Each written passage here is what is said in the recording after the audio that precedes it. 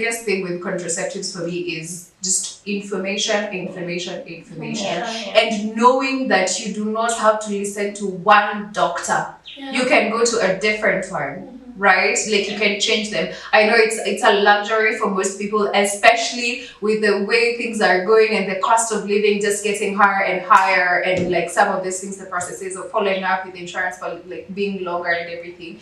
But it's there. Sometimes you have to make the sacrifice because we are fighting for a world where this will not be a debate anymore. Right? If I want contraceptives, I want them. I want you to give me pills because somebody was convincing me to do pills, and I'm like, first of all, I can't even remember, like my alarms ring, I snooze them. You want me to be on something that I have to take a specific time every day? I don't have a consistent sleep schedule, like, right? And that's like some of the things you have to consider when you're getting contraceptives. How long do I want to get pregnant? Yes. After how long? Maybe then that would be like, if I want to get pregnant after 3 years, then I get a contraceptive that lasts for 3 years. If I want to get pregnant at 40, then let me do a long-term contraceptive that's like 10 years, like an IUD, or 12 years, and then itolewe, and then we go round 2, right?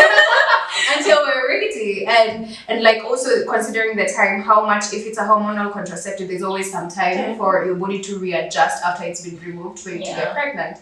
Do I never want to get pregnant? No. Then I can do long-term contraceptives, see how that works for me. If it doesn't work, I'm like, you know what? Why don't I just get like a whole hysterectomy or tubal litigation or like all of these things? There are all these options of contraceptives. And if my body is reacting so much and I have a consistent partner who is also sane in the head, because this is for sane men, can he get a vasectomy? Exactly. Can your man get a vasectomy? And ask them questions.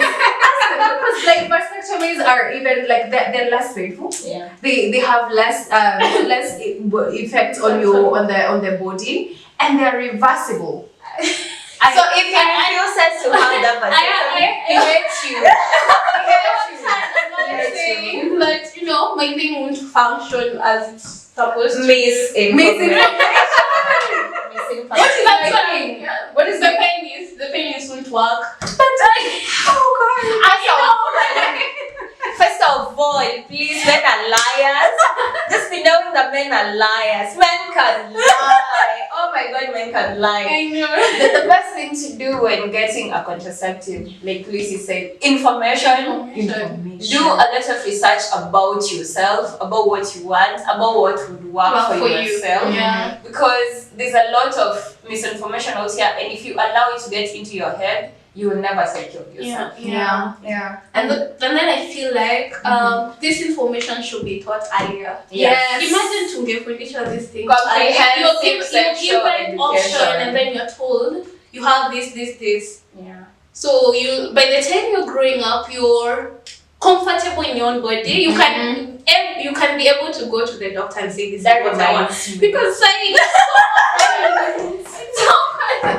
you can't go to the hospital. Like there's that fear of actually going to the hospital. Because we have not normalized this thing to look like, you know, it's okay to go to the hospital. There has to be a rebel in you for you to be able to sit there and tell the doctor, tell me. So 1, 2, 3. This thing should have been taught earlier. So that reminds me. Whenever I hear us talk about that bill that proposes, I think it's the Child Protection Act, that your parents should take you to. It's the Children's Act. So when I was young, Cassie, the apartment we used to live at, upstairs, downstairs ilikuwa hosi. So the whole of it is like a hospital complex. So I would, it's drop on the conversations below. So now, most of the conversations were these young girls who be brought there by their mothers. Wanavutwa hivi mkono, like they're being dragged. I think now because alipatwa na kavulana hivi, so mama naona mtoto wangu ameanza kuharibika. I mean it's a step in the right direction, but the execution is just wrong. So they drag them there and then they plaster that. So no testing, no nothing, just plan them. Oh my God. And the way these things work is that if it's not right for you, the side effects could be worse than what it's actually supposed to do for you. So I am imagining the people we were studying with who would get periods for like 1 month straight. Someone has a period for 1 month straight. I have periods for 3 days. I get suicidal. And it's hectic, so you can imagine someone going. I get suicidal literally because of periods for 3 days. Imagine a whole month just because your mother could not talk to you about what this is, first of all, what it's supposed to do for you. Like, just have the whole entire comprehensive sexual education when we're young. It's very important. I know. And I think if you can't talk about it, find somebody who can. Because I know it can be very difficult. Also, sometimes you don't have the information, right? As a parent, you don't have the information.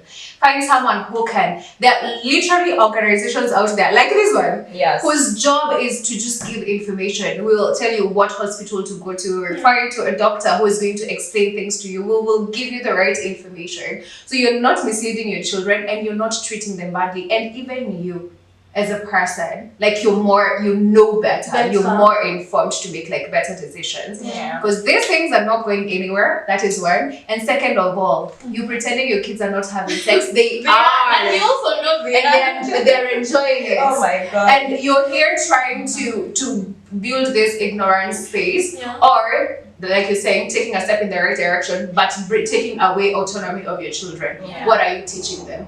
Those are the same people who they will find out they have a husband stage, but they will say, my husband asked for it, because you taught them that it is okay for somebody else to make the decisions about their bodies. It is the circle of life and it shall come back.